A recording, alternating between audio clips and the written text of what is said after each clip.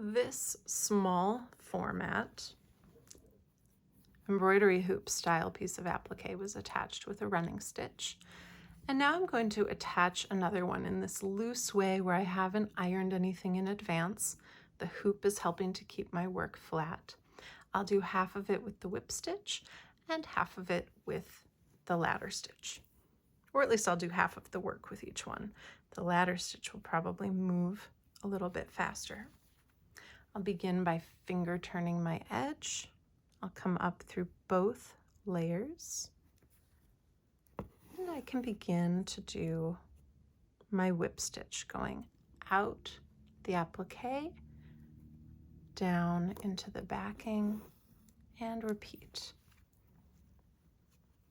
I'll take my time to form this edge. I can get a much more thoughtful curve by doing this by hand than I can by ironing something so small.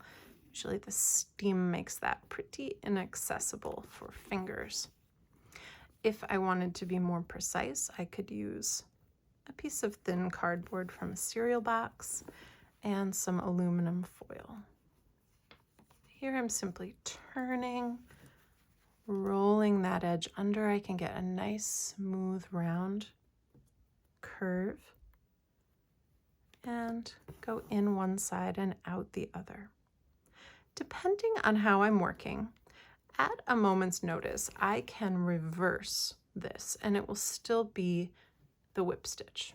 What I mean is right now I'm going out the applique and into the backing, but I can easily go into the backing and come out the backing, making a ladder stitch.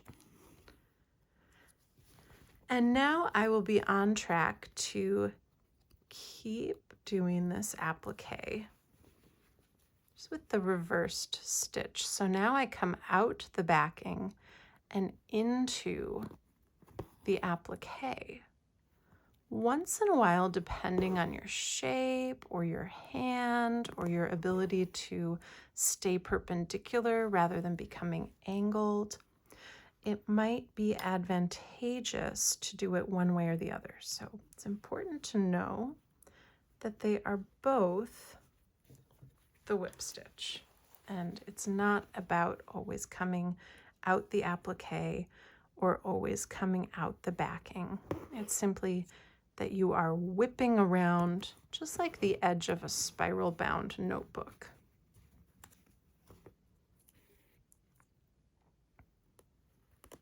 Okay, so I'm about halfway through and I'm going to shift now to doing the ladder stitch. Here I'll curl my edges under.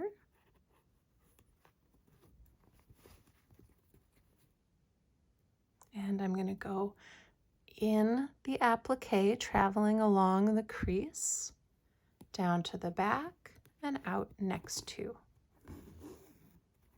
And I'll just keep repeating that. I find that I really get excited by that shift. It can look almost like a shadow, making something appear a little bit three-dimensional. I also find that things that are laborious, like the whip stitch, if I do a little bit less of them, you actually appreciate them more.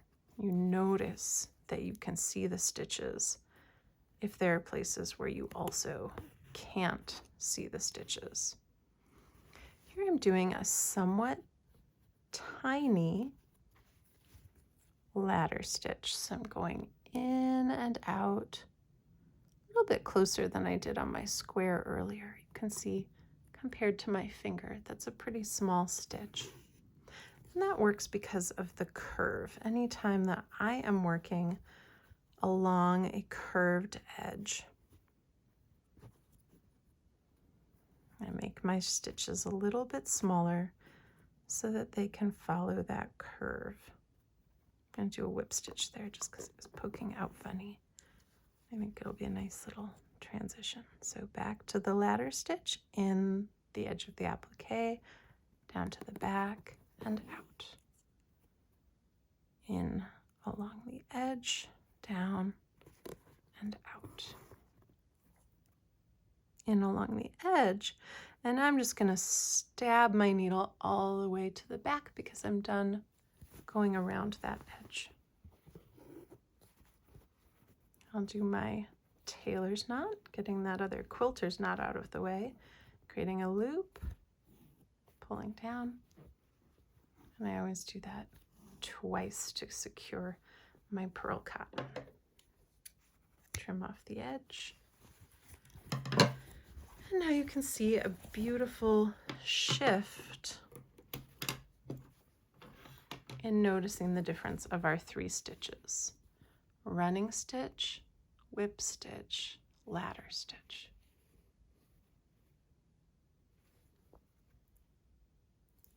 As well as seeing the back. Helpful again to notice what the backs look like. Running stitch, which looks a lot like the ladder stitch, but the whip stitch looks very different on the back.